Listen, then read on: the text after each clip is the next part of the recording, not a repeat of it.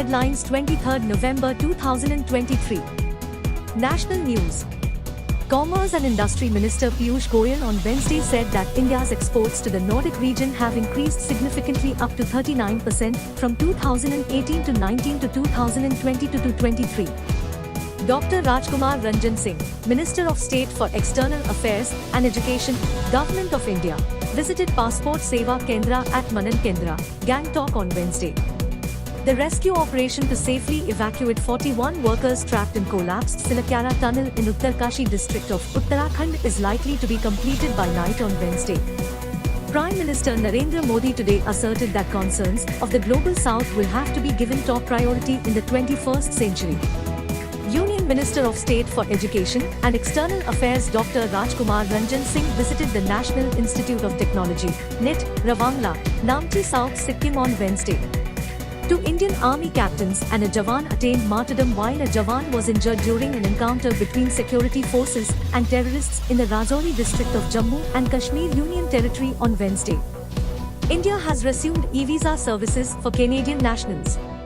New Delhi had suspended visa services in Canada last September amid diplomatic row with the country.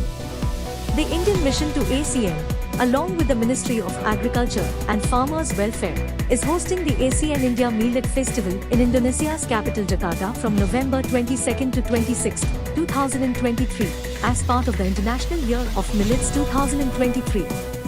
The Ministry of Road Transport and Highways on Wednesday said that the National Highways Authority of India, NHAI, will undertake a safety audit of all 29 under-construction tunnels across the country.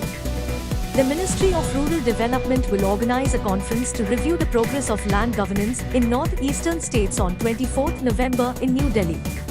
Khadi and handmade local products are winning the hearts of Delhiites at the ongoing India International Trade Fair 2023 at Pragati Maidan in the national capital. A Memorandum of Understanding, MoU, was signed between the Inland Waterways Authority of India, IWAI, and Amazon Seller Services Private Limited, Amazon, in New Delhi. The Central Council for Research in Ayurveda Sciences, CCRAs, under the Ministry of Ayush on Wednesday launched the Ayurveda Gyan Napunya Initiative, AGNI, for physicians practicing in the field of Ayurveda in New Delhi. Tribal Affairs Minister Arjun Munda on Wednesday said that the government is taking several initiatives to empower the tribal community through holistic development and cultural preservation. National Investigation Agency, NI, on Wednesday raided multiple locations across Punjab and Haryana as part of its continuing investigations into the attacks on the Consulate General of India at San Francisco in the US. Kalmayogi Prarambh, an online orientation program under the Ministry of Personnel, Public Grievances and Pensions, has marked its one-year anniversary on Wednesday. Padma Shri, Khel Ratna Arjuna awardee Dr. Deepa Malik visited the Ayushman Bhav Health Ministry Pavilion at the 42nd India International Trade Fair, which is underway in New Delhi. Directorate General of Civil Aviation, DGCA, on Wednesday imposed a penalty of 10 lakh rupees on Air India for non-compliance of regulations. The Indian Armed Forces contingent comprising 81 personnel departed for Australia on Wednesday to take part in the second edition of Joint Military Exercise Austraheim 23. The Minister of Foreign Affairs and Tourism of the Republic of Seychelles, Silvestri Radegon, will be visiting India for the first time as Foreign Minister from 22 to 24 November 2023. External Affairs Minister Dr. Jaishankar has expressed optimism that the India-European Union Free Trade Agreement and the European Free Trade Association Trade and Economic Partnership Agreement negotiations would be concluded soon. Reserve Bank of India, RBI, Governor Shaktikanta Das has emphasized upon the increasing connectivity between banks and non-banking financial companies, NBFCs. Power Minister R.K. Singh has stressed that the country needs 24/7 availability of power for its economic growth. On the third day of her visit to her home state Odisha, President Draupadi Murmu today launched a national education campaign titled New Education for New India, organized by Brahma Kumari Iswariya University, Sambalpur. India and Australia have recommitted themselves to empowering the Quad as a partnership for regional and global good. The 42nd India International Trade Fair is in full swing at New Delhi's Pragati Maidan. Over 3,000 exhibitors from India and abroad are exhibiting a varied range of products. India and Lithuania held their 9th Foreign Office Consultations (FOC) in New Delhi yesterday. The FOC provided an opportunity for reviewing bilateral engagements and for exchanging views on regional and global issues of mutual interest. The Enforcement Directorate, ED, has attached assets worth over 751 crore rupees belonging to Associated Journals Limited, AJL, as part of its money laundering probe into the National Herald case. State news.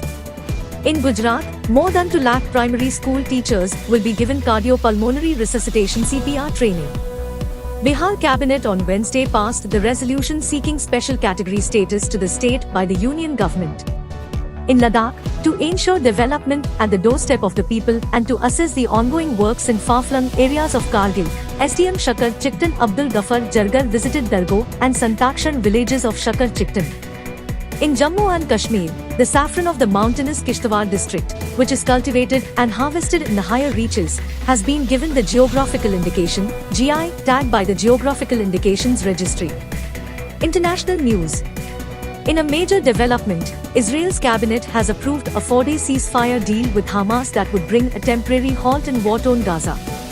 The United Arab Emirates has inaugurated the world's largest single-site solar power plant ahead of the upcoming United Nations Climate Change Conference, COP28. Sri Lanka President Ranil Wickremesinghe has announced that the presidential and parliamentary elections in the island nation will be held next year. Sports news. Just days after playing the ODI World Cup final, India and Australia are set for a 5-match T20 international series from 23rd November. The last game will be played on 3rd December.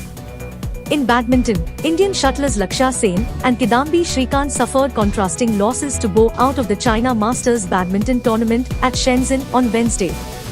Japan's Kenta Nishimoto defeated India's Priyanshu Rajawat by 21-17, 21-14 in men's singles events in the ongoing China Masters badminton tournament in China. Thank you. Have a nice day ahead. Like, share and subscribe our channel.